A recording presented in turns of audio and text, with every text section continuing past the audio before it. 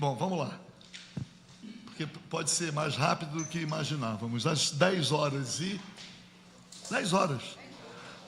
Pela primeira vez estamos começando pontualmente. Então, às 10 horas do dia 31 de outubro de 2017, na qualidade de presidente da Comissão Parlamentar de Inquérito para investigar os desdobramentos da recuperação e da falência da Varig Resolução Tal, estando presente também já o deputado Tio Carlos, que é o relator, dou por abertos os trabalhos, que tem por objetivo ouvir os doutores Marcelo Nogueira de Andrade e José Luiz de Souza Gurgel, da empresa KPMG Auditores Independentes.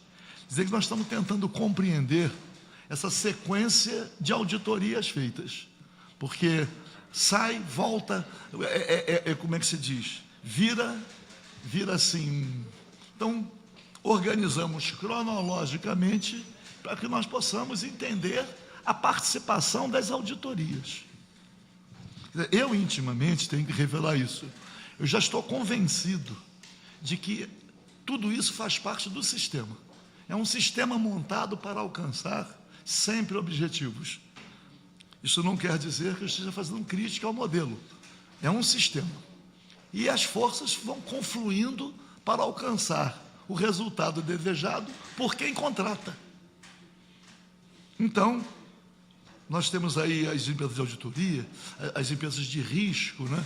Estamos agora verificando que o Estado do Rio está com as suas finanças completamente destruídas, e no período até 2013, 3 importantes agências de risco deram às finanças do Rio de Janeiro o grau máximo. Assim como na Europa em 2008, também todas elas as mesmas. Fitch, Standard & Poor's, Moody's, são sempre as mesmas que estão presentes em várias partes do mundo. E sempre, no momento que interessa conestar o êxito, no momento que interessa enxovalhar aquilo. O Brasil vai sendo vítima disso também, né? Hora está aqui. Agora o FMI está voltando ao Brasil. Se nós pegarmos os jornais do ano passado, não tem quase notícia sobre o FMI. Agora, todo dia, a Lagarde vem, então há um controle. De qualquer maneira, nós recebemos os nomes dos que comparecem hoje aqui para colaborar conosco. Os nomes foram apresentados a nós pela IBDO, como IBDO, BDO, tá, que ali é BDO, como sendo os responsáveis pelo parecer.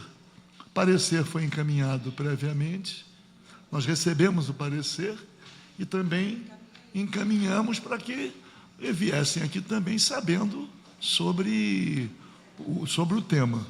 E recebo a comunicação de que não são os elaboradores. Então, eu só queria saber, então, qual foi a participação dos senhores na elaboração do parecer que foi encaminhado pelo BDO. Se teve. Se houve. Não, a parte nenhuma. Então, BDO.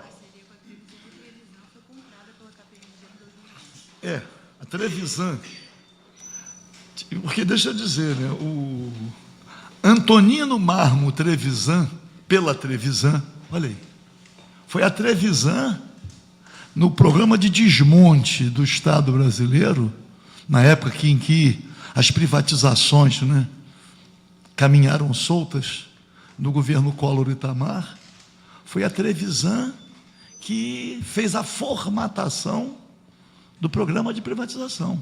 O fluxo de caixa descontado foi a Trevisan. E às vezes vejo aí o Antonino Marmo Trevisan fazendo parte desses grupos que pregam a moralização das finanças públicas. Quer dizer, é uma situação, Transparência Brasil, esses negócios que tem aí, que vão surgindo, né? Então, existe estava lendo hoje o jornal Estado de São Paulo, o sujeito foi secretário do Tesouro, agora está numa empresa privada, tratando das questões ligadas à dívida pública. Aí o outro foi do Banco Central, está aqui na Fundação Getúlio Vargas, também quer dizer, então, são quadros que vão sendo distribuídos e a titularidade das empresas, aí a BDO, a Trevisan foi comprada, vai caminhando.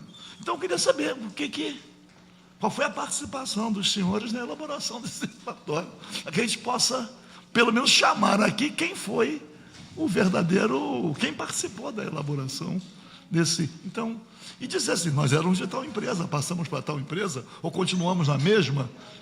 Quer dizer, onde é que nós estávamos no momento em que foi elaborado esse relatório? Essa é a indagação. Primeiro, o deputado Tio Carlos. Presidente, bom dia a todos. Eu, na verdade, preciso entender. A Trevisan foi vendida para a KPMG, é isso? A KPMG comprou a Trevisan? Na verdade, até 2011, nós éramos BDO no Brasil. A BDO é uma marca internacional. A empresa tinha sido do Trevisan anteriormente, né? A Trevisan repassou essa empresa para os seus sócios. Em 2011, a KPMG no Brasil comprou as operações da empresa que detinha a marca BDO. A marca BDO foi devolvida lá para o exterior e as operações, os profissionais, os clientes dessa empresa passaram para a KPMG e, posteriormente, a BDO fez um acordo com outra empresa no Brasil que passou a utilizar sua marca. Entendi. E o que Qual foi a outra no Brasil que a BDO transferiu, pôde usar a marca? RCS. RCS Auditores. RCS Auditores. Então, a RCS agora usa a BDO. A marca BDO. Tá. Desculpe, Tio Carlos. E qual a colaboração que os senhores podem dar? Enfim, se não foram os senhores que formularam, ou pelo menos nesse primeiro fui surpreendido para mim, o fato de os senhores estarem aqui, era que os senhores puderem colaborar com as informações aqui, enfim, ratificando ou não, dando um parecer. Então, hoje seria inócuo ouvi-los, porque os senhores não foram os senhores que elaboraram esse documento. Exatamente. Em 2009, nós éramos sócios da BDO no Brasil, mas o trabalho foi conduzido por um outro responsável que elaborou o relatório. Na própria BDO? Na própria BDO. O senhor tem o nome desse? Na própria documentação. Nós recebemos com a convocação para depor, já existe lá. Não, pode dizer o nome. senhor Mateus de Lima Soares. Exatamente. Então, ele é que tem que ser ouvido. Sabe se ele está vivo? Ele é sócio da KPMG, em é São sócio? Paulo. Então, enfim, é ele que nós temos que chamar, presidente. Então, tudo bem, vamos. O doutor quer fazer alguma intervenção, pastor? Não? Então, então pedir até desculpas, né, por essa, Ficamos à vontade. por essa furada, mas, na verdade, a furada decorre daquilo que nos foi informado. Todo mundo, não vou dizer que tenha sido uma perda de tempo, porque, a bem da verdade, também é uma forma de esclarecimento. Perfeito. Até saber essa sequência de empresas, porque, deixa eu dizer isso também, que ninguém imagina as dificuldades que a gente tem por vezes, porque uma empresa é comprada pela outra, aí os acionistas são trocados, o controle acionário passa para a mão de outro, pega o contrato social na junta comercial, para compreender, é um rolo que não se compreende. Aqui no Estado, com essas OS, com as terceirizações, o sujeito tem uma empresa, some, não paga os encargos sociais, a gente pega na junta comercial, não consegue compreender que às vezes o número é muito grande de pessoas e vão trocando, quando chega ali na frente, não consegue. Não tem como definir quem foi o responsável em determinado momento. De qualquer maneira, não estou com isto levantando qualquer suspeição, não quero. Estou dizendo que a velocidade com que as coisas estão acontecendo, essa velocidade cria também esse desencontro de informações. De qualquer maneira, então...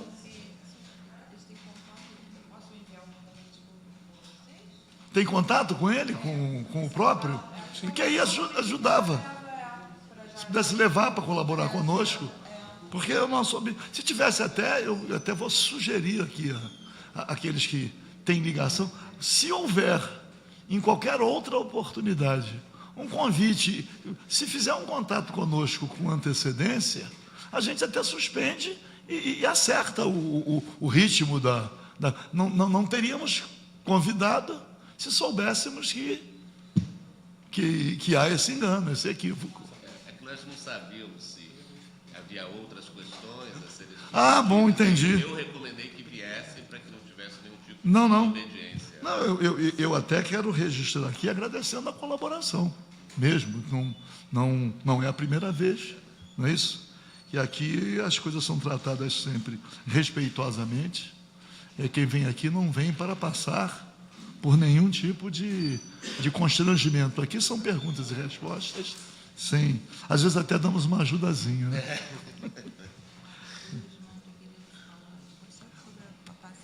Pois não, quer fazer? Ah, bom, terça-feira, só para comunicar. Terça-feira agora estaremos em Brasília, na Advocacia Geral da União, temos alguns encontros, e aí é mais uma tentativa de conversa com representantes da União, no sentido de tratar daquela decisão do Supremo Tribunal Federal, que pelo menos disponibilizou recursos para resolver os problemas dos trabalhadores, tanto aqueles que estão com dívidas trabalhistas, como também em relação ao fundo de pensão. Então, vamos estar lá. Deputado, o senhor me permite 2 comentários? Pois não? O primeiro é que, infelizmente, hoje, nós perdemos ontem mais um amigo nosso, comissário Mandula. Eu pediria que fizéssemos 1 minuto de silêncio, que cada um faça as suas orações a ele. Ele está sendo sepultado hoje ao meio-dia em Niterói. Vamos lá.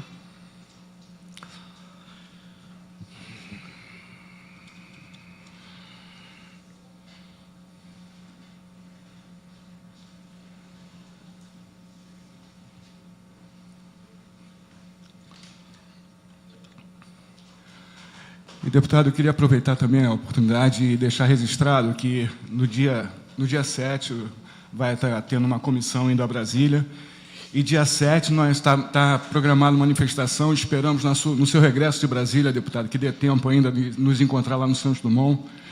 Será um manifesto no Rio, São Paulo e Porto Alegre.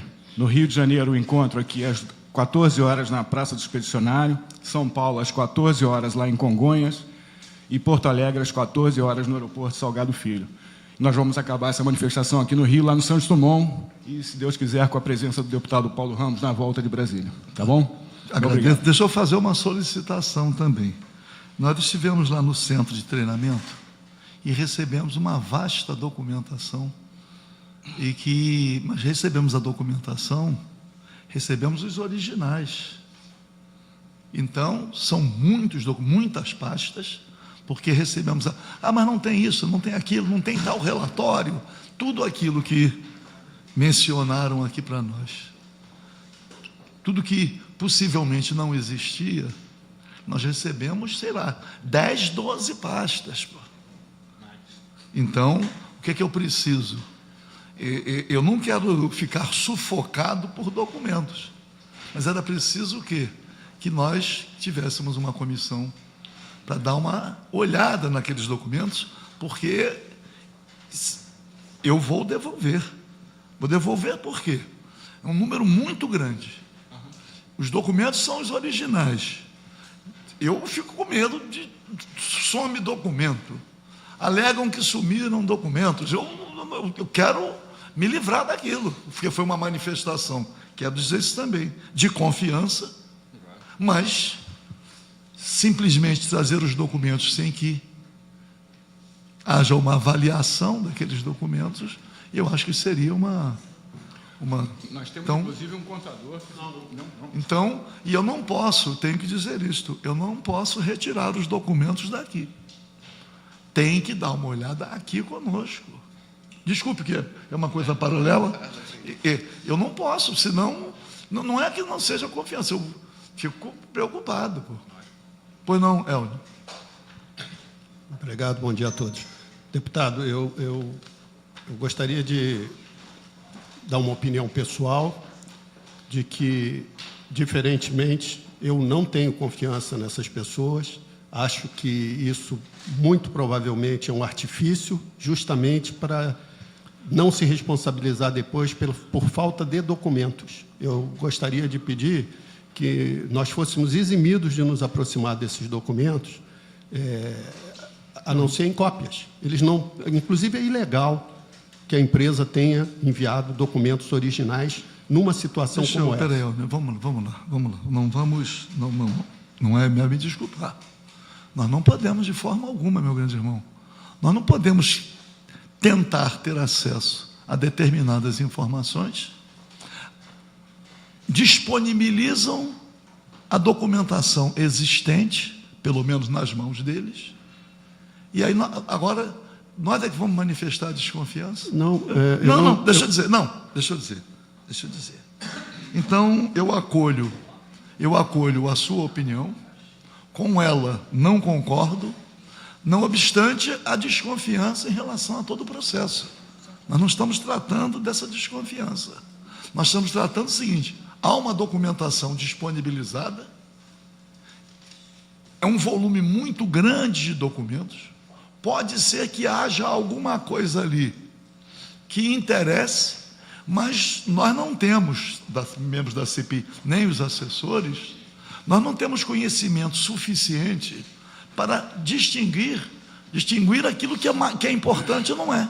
Se, porventura, da parte das representações dos companheiros da Varig, não for possível ter um grupo que dê uma olhada, mesmo que seja uma coisa, porque vai ser visto aqui, não vai sair com um documento.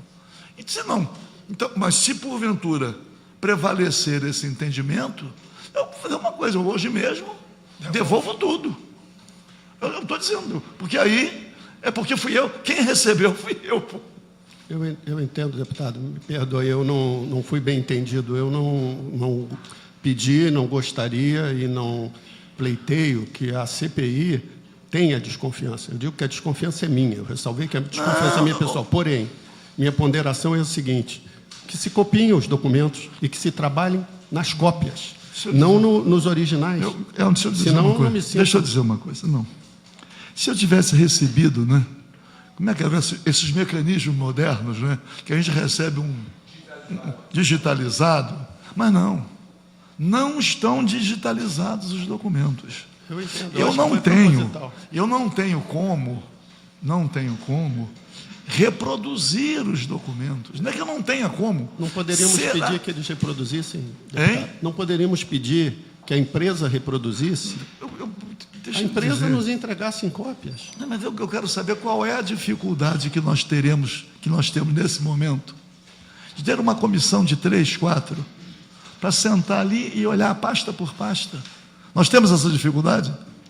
Eu acho que há um processo, talvez pudesse ser... Bom, enfim, eu me curvo à opinião que a CPI decidisse, sem dúvida nenhuma. Eu fico contra a parede, porque nós solicitamos os documentos. Eles disponibilizaram. Eu acho que ardilosamente. Meu querido irmão... Perdão. Claro, é uma sensação. Nós já pedimos vários documentos lá e eles dizem que não tem. Está bem. Aí quando eles dizem que tem, a gente também não quer. Quer dizer, fica aquela... Você conhece aquela...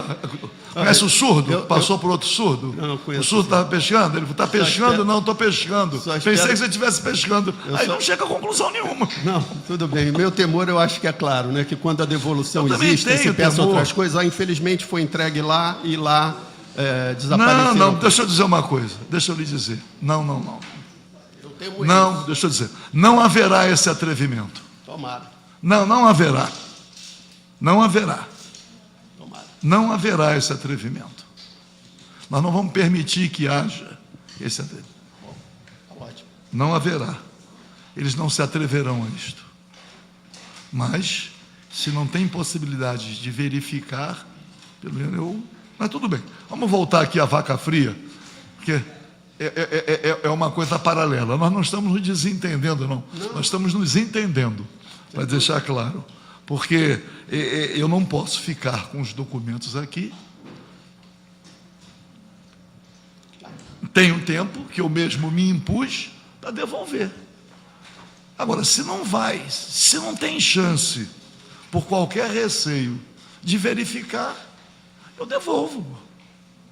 Se eles depois, amanhã, argumentarem, eu disponibilizei, tudo.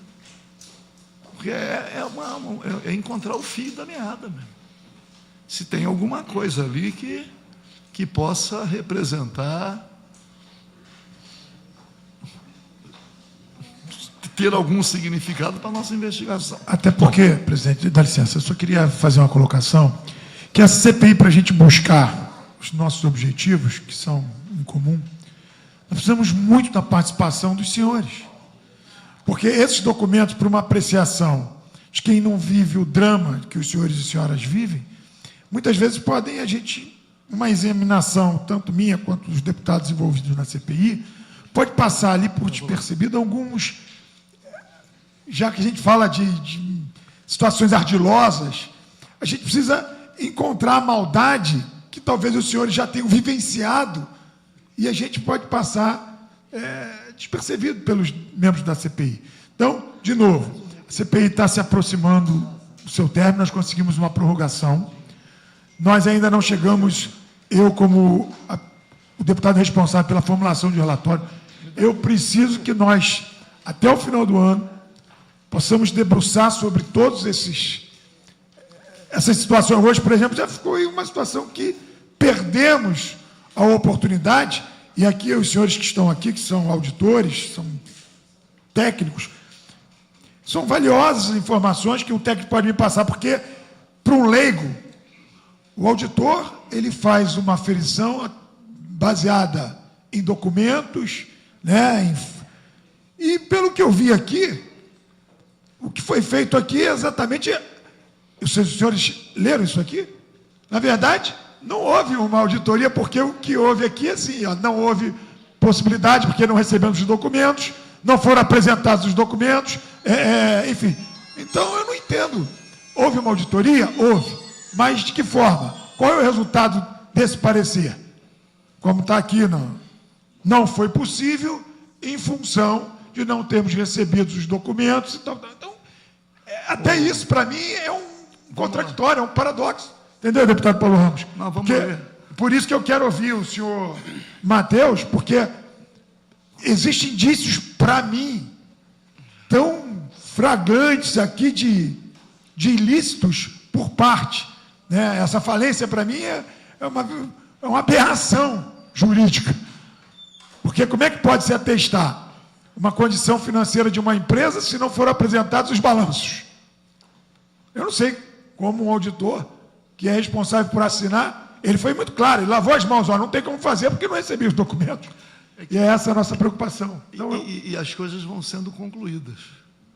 É só isso. Num dolo, numa falência, que eu entendo que houve um dolo claro, e aí a gente aqui vai estar buscando os responsáveis por isso. Mas também não é a solução do problema desses senhores e senhoras.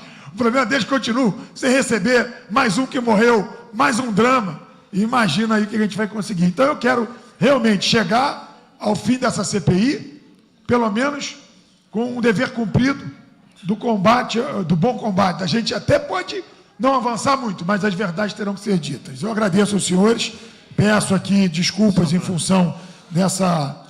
Mas, de novo, temos aqui no parlamento muita dificuldade, às vezes, porque as pessoas fogem de estar aqui diante das explicações. Quando os senhores vêm aqui, a gente, então, pelo menos, fica muito grato por vocês terem respeito a esse parlamento, terem vindo aqui, mesmo não tendo uma posição para acrescentar nessa CPI. Obrigado.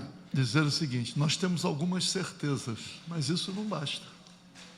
Nós não temos dúvidas de que a falência todo esse processo da Varig foi tudo fraudulento. Tudo fraudulento. É a segunda CPI. Já houve outra que não tivemos a oportunidade. Aliás, e mesmo provando algumas coisas, as provas não representam nada para aqueles que detêm o poder, que se acumpliciam, inclusive com o poder judiciário. Nós sabemos disso. A cumplicidade do poder judiciário, no caso Varig, através da vara de recuperação judicial, a primeira vara que foi criada depois da nova lei, a Varig foi cobaia. Nós sabemos que houve conluio, nós sabemos, só que as coisas foram concluídas e nós estamos agora nessa oportunidade com mais chance agora de comprovar, mesmo que os detentores do poder, que agora estão brigando entre eles, pode ser que com o desentendimento entre eles as coisas aflorem. O senhor não tem nada com isso. Então, de qualquer maneira, eu vou aproveitar, tio Carlos, já que a TV Aleste está transmitindo ao vivo, que não tem nada, é uma coisa que não tem nada a ver com o que estamos tratando. Ministro da Justiça, Torquato Jardim, dá uma entrevista que num dos trechos ele diz: o comando da PM do Rio decorre de acerto com o deputado estadual e o crime organizado. Eu já estou providenciando um documento ao presidente da casa, porque o ministro tem que vir aqui, para ele dizer isso. Quem é o deputado? O que é isso? Que a insegurança pública nos alcança a todos, mesmo quem não é do Rio de Janeiro. Falam do crime organizado, já tendo aí vinculações com todas as unidades da federação, é o Comando Vermelho, é o terceiro comando da capital, lá em São Paulo, está tudo aí dizendo, entendeu? Vem o ministro da Justiça, com a responsabilidade que tem, considerando o que está acontecendo no Rio de Janeiro nesse momento, e faz uma afirmação dessas, ele tem que responder por isso, pô. Ele tem que comprovar isto. Isso não pode ser joguei ao vento levianamente. Isso nós temos que, todos os cidadãos, né? Então, tio Carlos, já estou vendo se o presidente eu acho que é o senhor. De esse deputado aí deve ser o senhor. Só pode ser o homem que manda no comando da Polícia Militar. E olha aqui o que ele diz: comandantes de batalhão são sócios do crime organizado no Rio. Acabou de ser assassinado o comandante de um batalhão e ele diz aqui também que não foi assalto coisa nenhuma.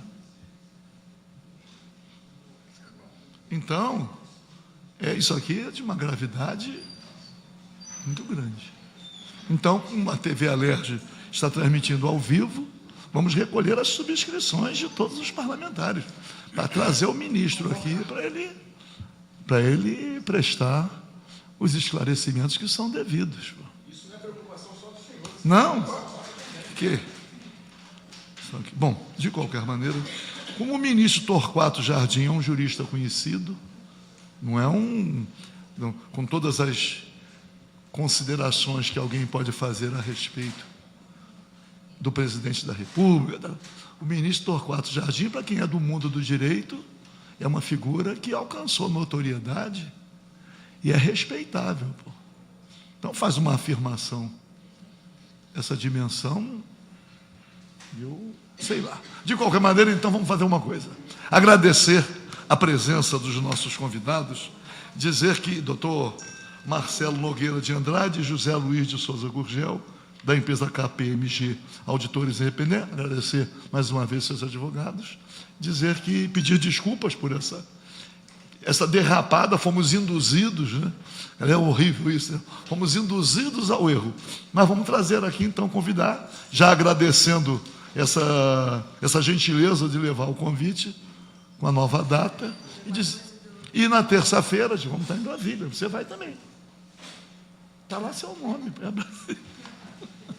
Bom, agradecendo então a presença. Doutor Elnio, vamos olhar aqueles documentos, meu grande irmão.